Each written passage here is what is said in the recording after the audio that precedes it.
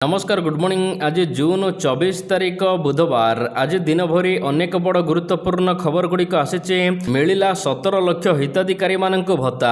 अन्यपटे मुख्यमंत्री 10 लाख टंका देवा घोषणा कले। यह सहित अनेक नियम बदलवाक जाऊँगी। मास सरीबा बसिला। यार मध्य पाणीपाग क्रिकेट संबंधी बड़ खबर आसी। तेज आसतु आज सकाल आसी 20टी खबर उपर नजर पकाइबा। नंबर 1, रथयात्रा पूर्व सबु काम सारिबा सबु विभाग को निर्देश देले आईन मंत्री। चलित वर्ष रथयात्रा 220 प्लाटून पुलिस फोर्स मुतयन हेबे। यात्री रेल विभाग पक्षर 370टी स्वतंत्र ट्रेन चलाचल करिबो। तेबे यात्री को सूचना प्रदान पाई सहरर विभिन्न स्थान में 65टी LED डिस्प्ले लागिबो। विश्व प्रसिद्ध रथयात्रा पाई आईन मंत्री पृथ्वीराज हरिचंदन अध्यक्षतार टाउन हॉल ठारे द्वितीय समन्वय बैठक अनुष्ठित होइथिला। बैठक में रथ निर्माण, स्वास्थ्य, परिमल, विद्युत जोगाण, पानीय जल जोगाण सुरक्षा, यह सहित परिवहन व्यवस्था, रास्ताघाट निर्माण, स्टोरेज ड्रेन व्यवस्था उपरे गुरुत्वपूर्ण आलोचना होइछि।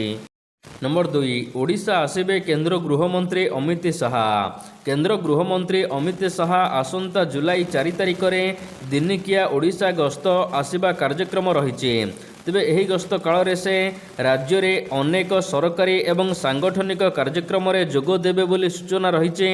सूचना अनुसार समवाय विभाग पक्षर आयोजित एक गुरुत्वपूर्ण कार्यक्रम समेत अन्य केतक सरकारी प्रकल्प एवं सभारे शाह उपस्थित रहिबे।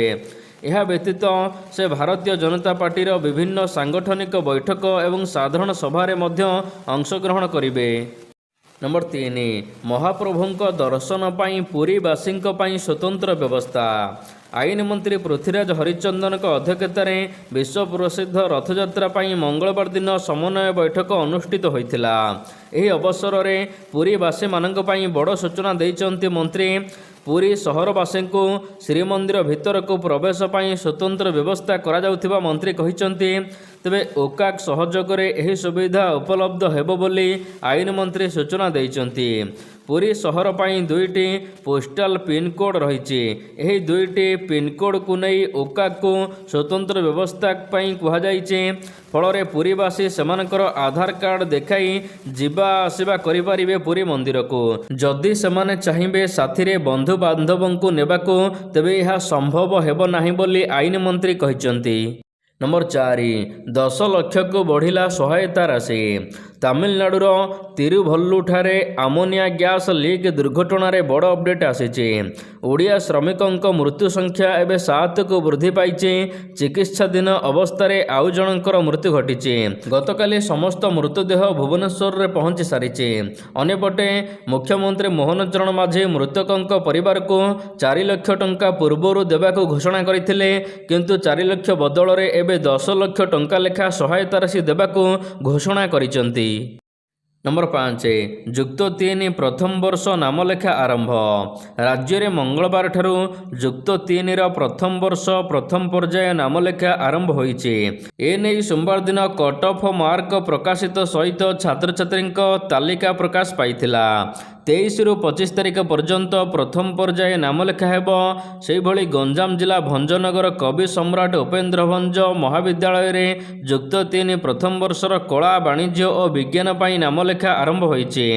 नंबर 6, राज्यर सबु जिला को छुईला मौसुमी वायु। समग्र ओडिशा को छुईला मौसुमी। राज्यर समस्त जिला को मौसुमी वायु प्रवेश करिथिबा नै आंचलिक पाणीपाग विज्ञान केन्द्र पक्षर सूचना दिया जाइछे। यह प्रभाव में राज्य में हल्कारु मध्यम धरणर वर्षा हेबो बोली पाणीपाग विभाग पक्षर कहा जाइछे। तेबे आसंता 27 तारिख पर्यंत विभिन्न स्थान में वर्षा हेबो। एथिपाई आंचलिक पाणीपाग विभाग पक्षर येलो वार्निंग जारी करा जाइछे किछि जिला को। 25 तारिख पाखरु एक घूर्णिबलय सृष्टि हेबार संभावना रही। यह प्रभाव में 27 तारिख पर्यंत वर्षा हेबो। परे 29 तारिख में उत्तर पश्चिम बंगोपसागर में आउ एक घूर्णिबलय सृष्टि होई पारे। जुलाई प्रथम सप्ताह 2 ରୁ 4 तारिख मध्य लघुचाप सृष्टि हेबार संभावना रही। नंबर 7 चाष समीक्षा कले केंद्र कृषि मंत्री। गतकाली अनुष्ठित एक उच्चस्तरीय वीडियो कॉन्फ्रेंस बैठक में केंद्र कृषि मंत्री शिवराज सिंह चौहान खरीफ 2026 फसल पाई एबे एल निनोर मुकाबिला करने को रणनीति संपर्क में समीक्षा करिसेंती। एही बैठक में ओडिशार उपमुख्यमंत्री कनकवर्धन सिंहदेव जोग देइथिले। भारतीय पाणीपाग विभाग दक्षिण पश्चिम मौसुमी वायु दीर्घकालीन हाराहारी 92% रहिबो बोली अनुमान करिছে। अन्यपटे देवगढ़, सुंदरगढ़, केन्दुझर, मयूरभंज, कोरापुट, रायगड़ा, मालकानगिरी, नवरंगपुर 8टी जिले में स्वतंत्र नजर देवाक कुहाଯାଇଛି। नंबर 8 ओडिशा हाइकोर्ट ऐतिहासिक राय। विवाहित झील होइथिबा कारणरू अनुकंपामूलक नियुक्ति वंचित करा जाई परिबो नाही। विवाहित झील माने मध्य आईनगत भाव में अनुकंपामूलक नियुक्ति पाइपारिबे बोली ओडिशा हाइकोर्ट एक गुरुत्वपूर्ण राय रे कहिसंती।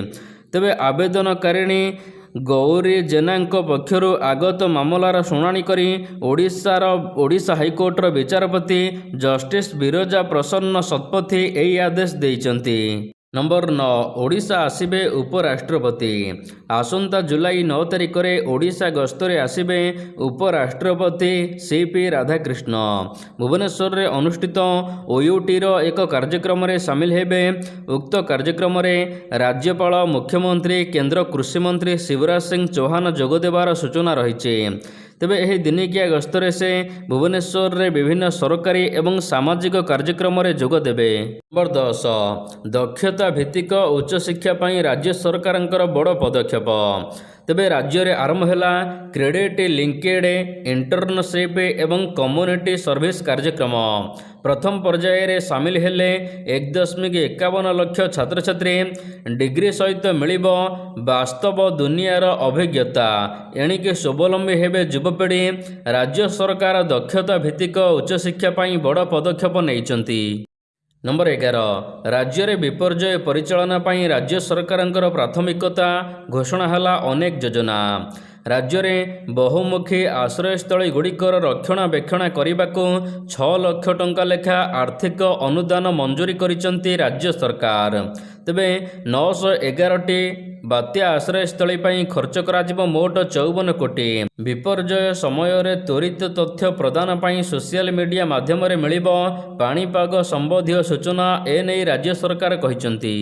नंबर 12 ओडिशावासी सामाजिक सुरक्षा सुनिश्चित करुचंती राज्य सरकार। मिलिला एबे समस्त भत्ता। राज्य में 17,60,435 हिताधिकारी मानक मिलिला एप्रिल एवं मे मासर पेंशन राशि। जून मास पई प्रक्रिया आरंभ होईचे। तबे समय अनुसार मिलिबो बोली कुहाजाईची राज्य सरकार तरफरु।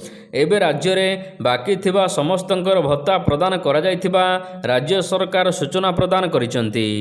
नंबर 13 146 वर्षर रेकर्ड भांगिला जून मास। प्राय 2 सप्ताह धरी स्थिर रहिबा परे पाणीपाग एबे सामान्य आगक बढ़ीचे। आरब सागररू आसुथिबा आर्द्रतायुक्त वायु जोगु मौसुमी मुंबई एवं एहार आखपाख अंचल समेत दक्षिण पूर्व गुजरात को अग्रसर होइचे।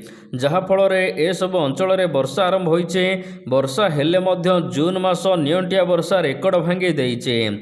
विशेषज्ञों कहवा अनुसार 146 वर्ष रे चलित वर्षर जून मास सबुठार शुष्क। भारतीय पाणीपाग विभागर सद्यतम सूचना अनुसार जून 4 ରୁ 22 तारीख मध्य मात्र 53 मिलीमीटर वर्षा होइचे। एही समय साधारणतः 97.6 मिलीमीटर वर्षा हेबा कथा। अर्थात जून मासरे ए पर्यंत 46% कम वर्षा होइचे देश रे। नंबर 14 18 नला उपरे मांस रोषेई करी खाइले युवक। पुरी 18 नला उपरे आमिष रोषेई। पुरीर ऐतिह्य कीर्तिराजी 18 नला उपरे बेआईनी भाव में मटन भोजी हेउथिबा देखिबाको मिलिছে। किछि बंगाली मिस्त्री काठ साहाय्य रे 18 नला उपरे चूल्हा करी मांस रांधि खाउथिबा देखिबाको मिलिছে। जे कोनोसे संरक्षित कीर्तिराजीर 100 मीटर परिधि मध्य कौनसी प्रकार निर्माण, खनन किंबा भोजी भात भली कार्यक्रम संपूर्ण निषेध रहिथिबा बेले एठारे केमिति भोजी करा अनुमति मिलिला ए नहीं चलीची तनाघना। ନମ୍ବର 15 ବିଦ୍ୟୁତ୍ ଚାହିଦାରେ ଓଡ଼ିଶା ପଛରେ।